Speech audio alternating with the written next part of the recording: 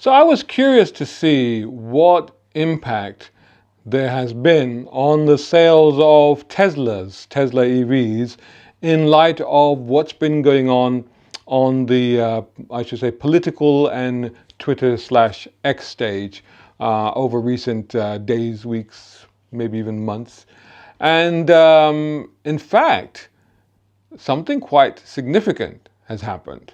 Tesla, which is, undeniably once the darling of the electric vehicle market, and, all credit to Tesla for making electric cars sexy and interesting, exciting, and really starting to get people interested in actually buying them for real and running them for real. And of course, credit to them for establishing their charging network as well, which helped make that possible, that transition for a lot of people. But having said that, it seems like Tesla is now facing a significant slump across, in sales, that is, across Europe and even beyond that, in fact. What is going on? Let's get into that right after this. A brown car guy.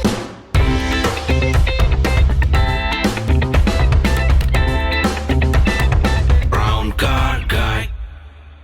Right, so we are talking about January. We're talking about the month just gone in 2025. So Tesla sales apparently in Germany plummeted by 60%. There was only something like 1,300 vehicles registered. And this is despite the fact that there was a 53.5% rise in electric vehicle sales in that country. I'm guessing that's BMW and Mercedes scooping that up. Of course, Volkswagen as well with its ID range. But we'll come back to legacy car manufacturers in a bit. France and Norway saw declines of 63% and 38% apparently. And in the UK, there was an 8% drop. In fact, it's starker than that. 8% doesn't sound like much, but it's more starker because if you look back at the monthly sales volume figures from SMMT, Society of Motor Manufacturers and Traders, if you look at November 2024 sales, if you look at the cars in the top 10, I think the Tesla was at third spot in that. So it was the third most selling car in the UK in November 2024. December, it took the first two spots. Tesla took spot 1 and 2.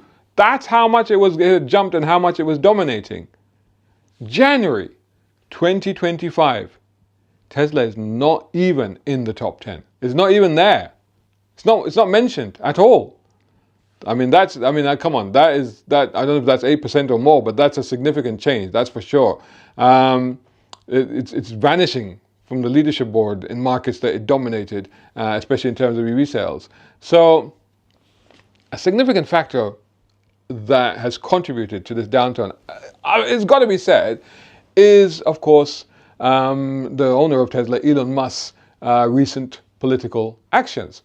At President Trump's inauguration, Musk made a gesture that has been widely interpreted as a Nazi salute. I'm just going to say it. I think it was.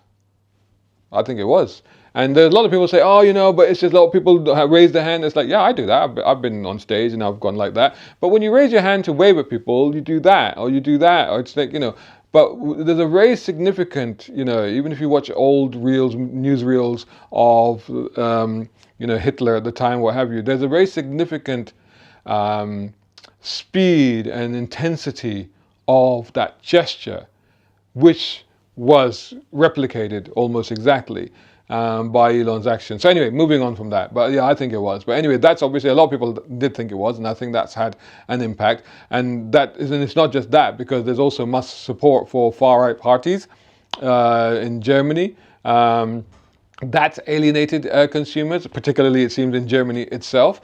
His comments suggesting that Germany should move past its Nazi history, they've been controversial. And I think all of that definitely has a role in this. It's got to be, right? But then there are other things as well. And I think the other thing is that, and I always said this, I've been saying it for years, that Tesla was making hay while the sun shines, because it had that early lead, it got people's imagination, it captures people's attention, and it did crazy stuff with the dancing doors and the hooligan mode or whatever it was, It did all of this funky stuff, and it made electric cars interesting and exciting and sexy, and then people obviously migrated towards them. But then that was only because the legacy car manufacturers weren't doing anything. And when it came to quality product, integrity of product, proper R&D of product, you can't really compete with the legacy car manufacturers.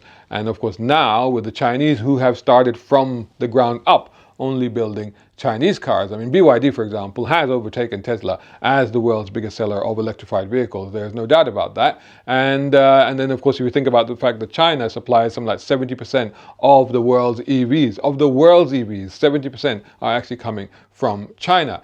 You know, their models are gaining traction because they're cheap, they're affordable, they're packed with technology, they got decent range, you know, so people are moving to those. So it makes more sense. Tesla's actually relatively expensive by comparison.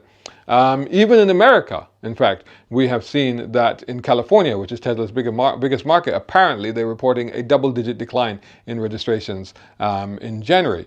Hey, are you enjoying this video? Then make sure you hit the like button. It's very important. Plus, comment, share, and make sure you're subscribing. Again, coming back to the idea that is this decline a direct reaction to Musk's political entanglements? There's no question that consumers are buying, like I said, better produced, better quality EVs from other manufacturers, whether they're Chinese or whether they're German. You know, don't forget Stellantis is doing a lot of work, BMW, Mercedes, Volkswagen, producing a lot of great cars. Tesla no longer has the market to itself. That's a fact. But I gotta be honest, I don't think this is just about better cars. I knew that that was always going to happen. I knew that was always going to be a case, but you'd always expect a company like Tesla to fight back, and also these many years in to be able to building more complete products. But I don't think it's just about that. I think the fact that there's been so much decline so quickly definitely points to the fact that it's because Musk has waded so deep into the murky arena of far-right politics.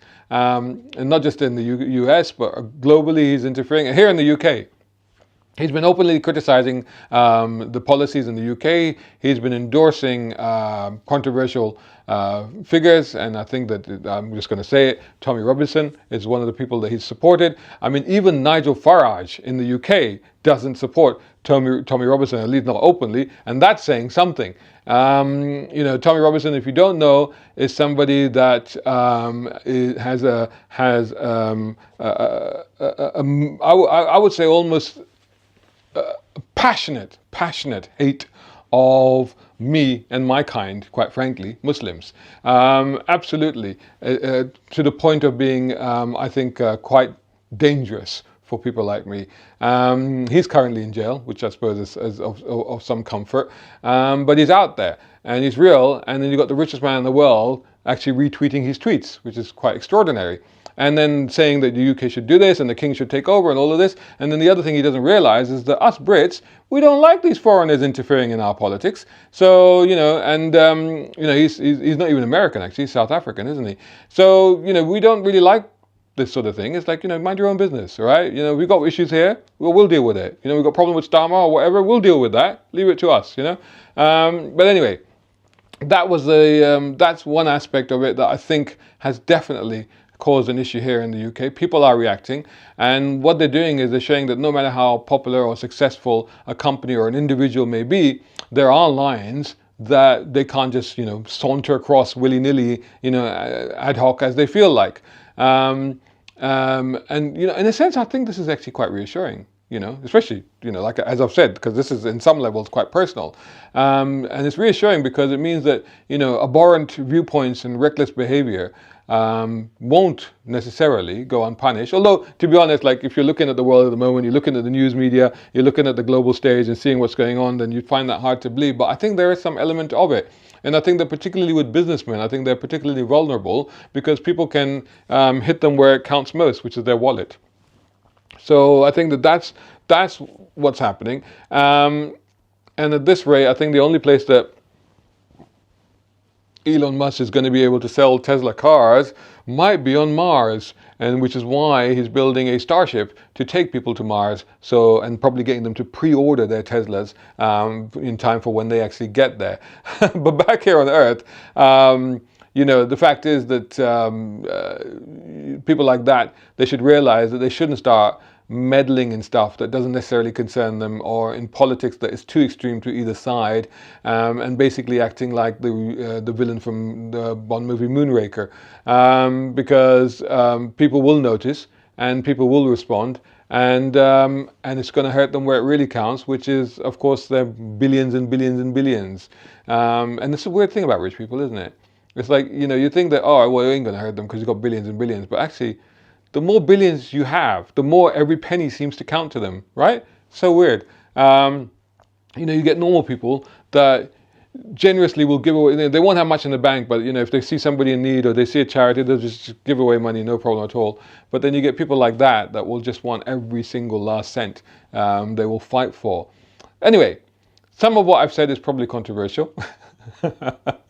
But I couldn't help express my view on the situation. There is a lot of stuff in the news and in the world right now that's happening that to me is actually quite depressing. And it's a bit of a struggle for me because I got to be absolutely honest. On the one side, I am cut me and I bleed octane. I am a proper full-on car guy. And anything that, or anybody that can help us to prolong car culture and cars and enthusiasm for cars and keep giving us great cars, then obviously I want to support, and I want to support the right of motorists to own and drive the vehicles when, where they like and go where they like in their vehicles. I want to support that.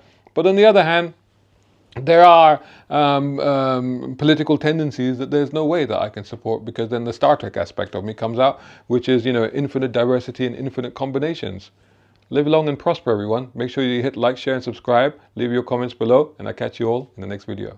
Hi guys, I've been writing. This is my first book, a novel, an all-out action thriller, and this one is a collection of 13 stories I've written over the course of 2 decades.